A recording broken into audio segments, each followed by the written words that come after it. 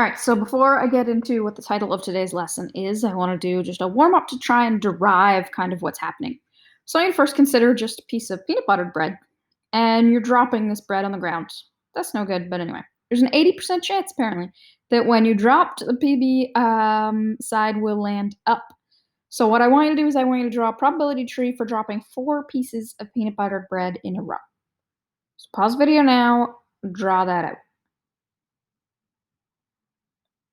Okay, hopefully you actually paused it and you drew it out and you end up with something that looks like this. So notice that, oops, there we go. Notice that I've titled first drop, second drop, and so on. Notice on each one of the branches, I've listed the probabilities. So it's either 0.8 or 0.2. I've labeled up and down. And then I've also listed the outcomes at the end, which we didn't necessarily talk about before, but that's really useful to kind of figure out what actually occurred along the branches, especially when you have several sets of branches like this. So now let's just look at one particular outcome that could occur. So I could end up having an up, a down, an up, and then a down in that sequence. So it's like, what's the probability of that particular outcome happening? Well, first, what has to happen is that up has to happen. That has a 0.8% chance. Or sorry, just a 0.8 chance, an 80% chance. Then this down has to occur, and that has a 0.2 chance. Next one is the next up has to occur. Probability of that is 0.8. Then the next down has to occur. Probability of that is 0.2. Now notice that I have 2 0.8s and I have 2 0.2s that I'm multiplying. So I can simplify that, and I can write that instead as 0.8 to the power of 2 and 0.2 to the power of 2. So the 0.8 was the probability of getting an up, and that occurred twice. And we're multiplying them because these are all ands, remember? So when I'm multiplying the same number, I can do power. So probability of getting an up to the power of how many times I had that up. Next is the 0.2. That's the probability of having the peanut butter face down, and that occurred twice. So I'm multiplying 0.2 by itself twice, so it's the power of 2. Okay. Next, what I want you to do is highlight all the branches which lead to 1 down and 3 ups.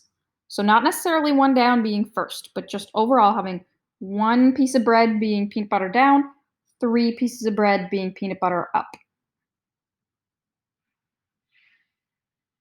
Okay, so hopefully you paused and did that and ended up with something that looks like this. So you should have ended up finding 4 different outcomes that are all the same event. So remember the difference between outcomes and events. Outcomes are the exact thing that occurred. Event are meeting a certain criteria. So there could be multiple outcomes that match a particular event. In this case, the event is having 3 ups and 1 down. Okay, so now let's look at the probability of each of these. So again, that first one, up, up, up, down, would look like this.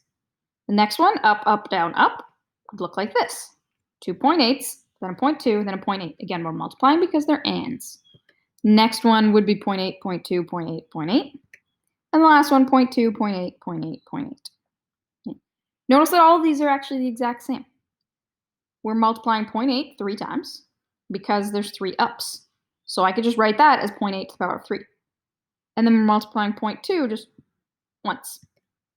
So that simplifies to 0.8 to the power of 3. That simplifies to 0.8 to the power of 3. So does that one. And so does that one.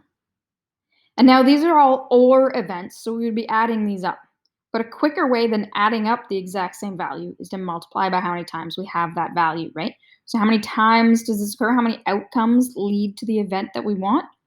4 outcomes lead to the event that we want. So we can group all these together and actually just write what's at the bottom there. 4 times 0.8 to the power of 3 times 0.2. Now, why are there 4 particular outcomes?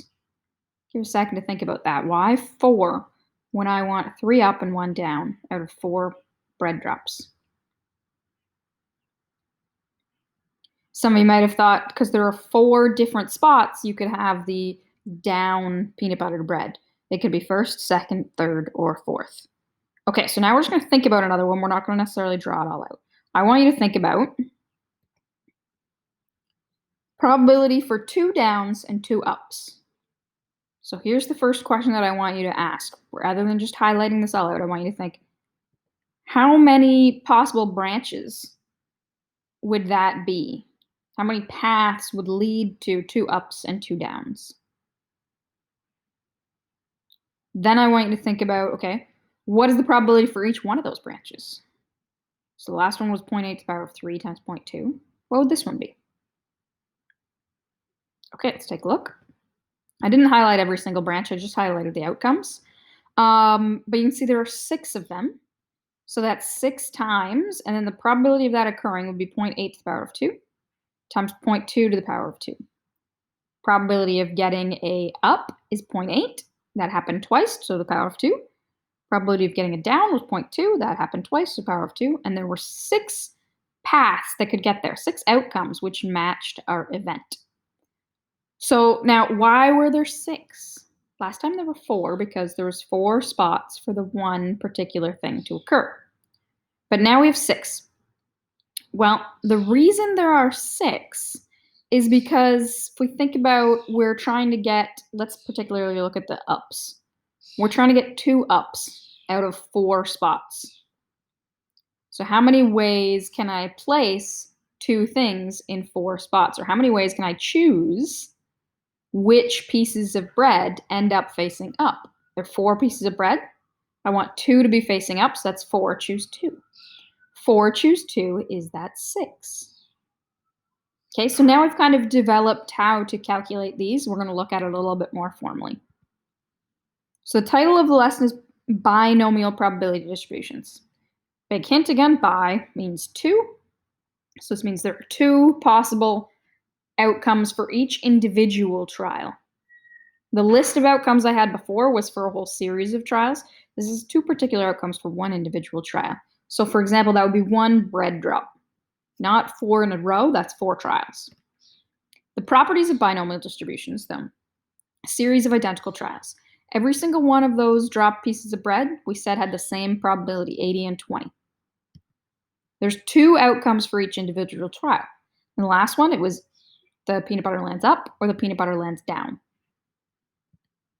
One has probability we just call P. One has the probability of the complement of P, right? 0.8 and 0.2 were complements. They add to 1. There's a known number of trials. What we just did, we had 4 trials. We were dropping 4 pieces of bread.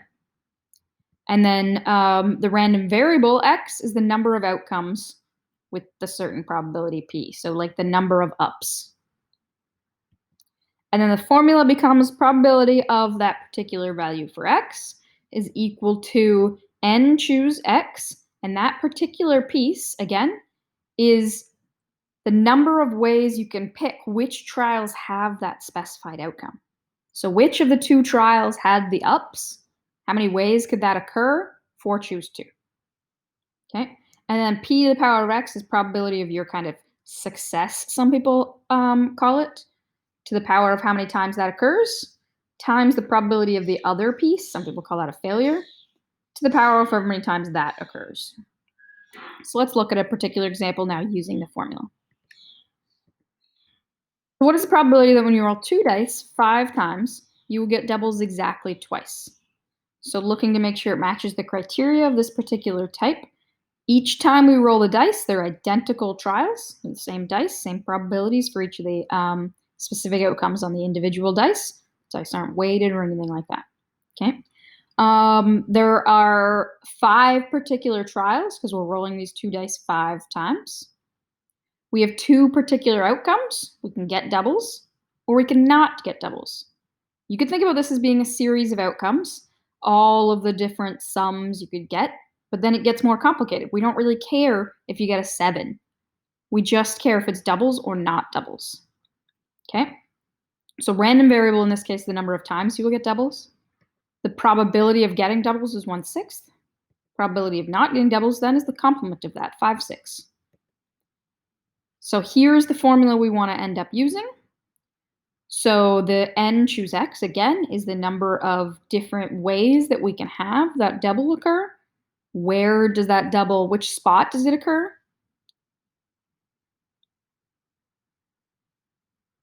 And we want it to occur twice. So that's going to be 5, choose 2. 2 different spots out of all 5 that are going to end up being our doubles. Okay, so when I sub in all my values, End up getting this. Again, the 1/6 probability of doubles, that has to happen twice. Instead of saying 1/6 and, so times 1/6, we say 1/6 power of 2. And the 5/6 is not getting doubles. That has to happen 3 times. Again, it's and, but instead of saying 5/6 times 5/6 times 5/6, we're going to do it to the power of 3. So you punch that all in your calculator, and you should end up getting this. And again, to make it more brain friendly, in our sentence, we convert to a percentages. So the probability of rolling doubles exactly twice is 16%. The word exactly there is actually pretty important, because if I just said twice, then that could actually include 3 times or 4 times or 5 times. I've got it twice, I've just also got it more. Okay, so I could ask you this question. What is the probability that when rolling 2 dice, you get doubles more than 4 times? Then you would have to do this calculation for getting 4 doubles, and then you would also have to do the calculation for getting 5 doubles, and then that would be an OR situation, so you would add those together. So you could put series of these together as well. Okay, so the next one, we're going to look at entire probability distribution. This time we're looking at the number of people surveyed that you think would support or vote Liberal out of 10 people surveyed. Currently, there is 60% of the Canadian population that are estimated to support the Liberal Party, according to the latest polls. So again, let's just look at what the criteria are here. We have 10 people that we're surveying. That's our number of trials. Each individual person is going to be a trial. Okay? We have 2 possible outcomes. They could either support the Liberals or not. Again, you could look at which party they support, but that's not really important to the question here. It doesn't matter to me if they support NDP or Conservative or Green or any of the other local smaller parties, okay, or Bloc Québécois. All that matters is that they're Liberal or not Liberal. Okay? Random variable is going to be the number of people surveyed who actually support the Liberals. Liberal supporter is 0.6 probability. Non-Liberal supporter then is the complement of that, so 0.4 probability. Okay? We're not given here how many people support Liberals, and we're not trying to find the probability for one particular thing. We want a probability distribution, so we want all the possible values for that X. So, okay, if there's n trials, I could have 0 people out of 10. I could have 1 person out of 10. I could have 2 people out of 10, all the way up to 10 people out of 10. And I would have to do that formula for each one of these things. That would take a little bit of time, right? So, n equals 10. So we're going to go to the spreadsheets. We're going to use spreadsheets to help us out here. Okay, so I'm going to exit out of here and go to the spreadsheet. So I've set this up in the spreadsheet. All this has so far is just number of people that support Liberals, and then some titles for all the different columns that we're looking at, and the probability of people that support Liberals. Now, I also want to just kind of review. Notice these columns here, or cells. I can't actually read the entire text. So this is something that some people, I think, didn't quite pick up on when we were introducing to sheets. So I'm just going to select, I'm going to use on my Mac, I think it's Control to select multiple things. No, not Control, sorry. Option to select multiple cells.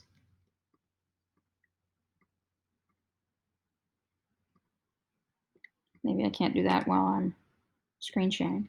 I'm just going to select the cells that I want to look at here, and I'm actually going to use this kind of wrap text. And when I do that, I can now read everything that is going on in there.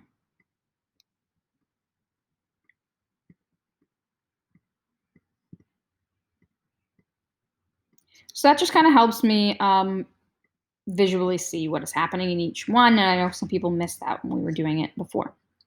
Okay, so I've listed 1 to 10 because those are the possible values for X that we could have. In this column, I'm going to put the formulas that we want, the functions. So I'm going to, again, follow through with the different functions. First, it had a choose statement. So we have to figure out how can we put choose into sheets.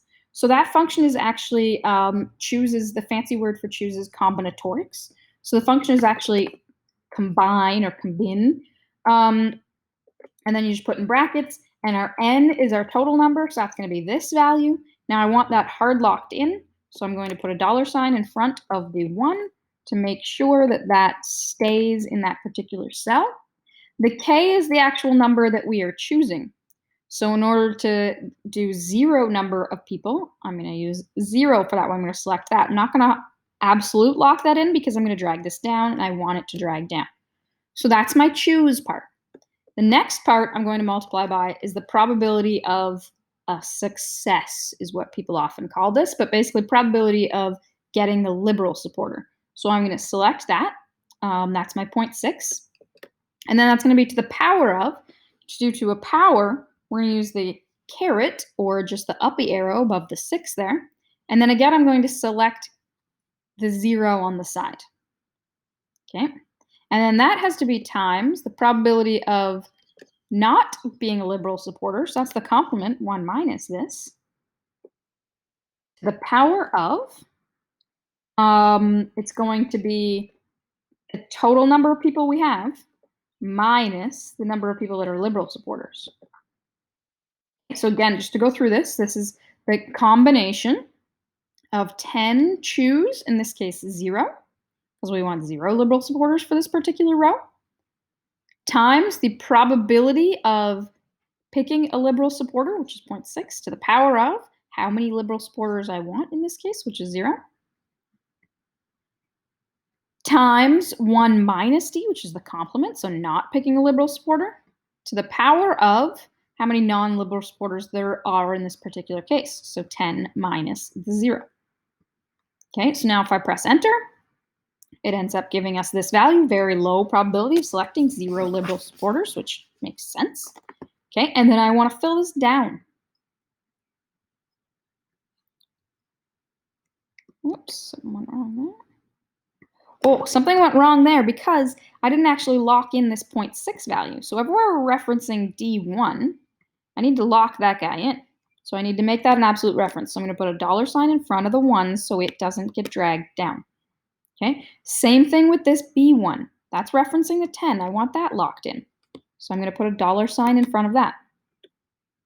Okay, now when I drag down, this should work out. There we go. This sum isn't correct because I'm just not referencing all the things. I only go that far for some reason. That's just left over from last time I used this sheet. So we want the sum of all here. Hopefully that equals a 1, and it does.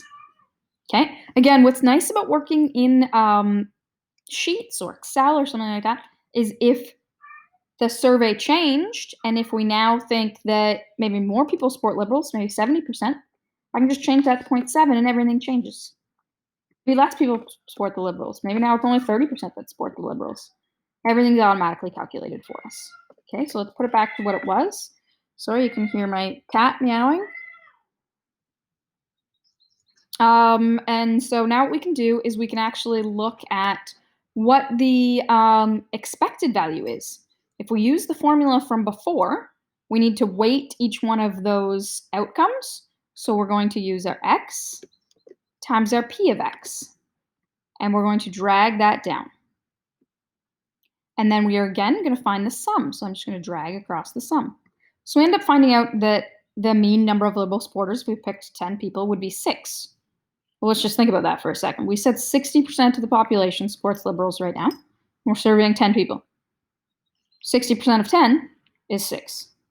So did we need to necessarily do this complicated method for binomial distributions? We don't. There's a quicker way to do that. Okay, so if we go back to our spreadsheet or our software here, and we just look at what is the expected number of people surveyed that would support Liberals, well, it's actually just the number of people that we're surveying times the probability of whatever we want. So in this case, 10 times 0.6, which is just 6. Okay, which makes sense if you think about it. Okay, so in summary, this is what we had at the end of the last lesson, but now we've looked at one particular type of non-uniform distribution called binomial probability distributions. That has 2 identical trials and 2 outcomes for each one of those trials. There's our formula for that, and there's our formula for the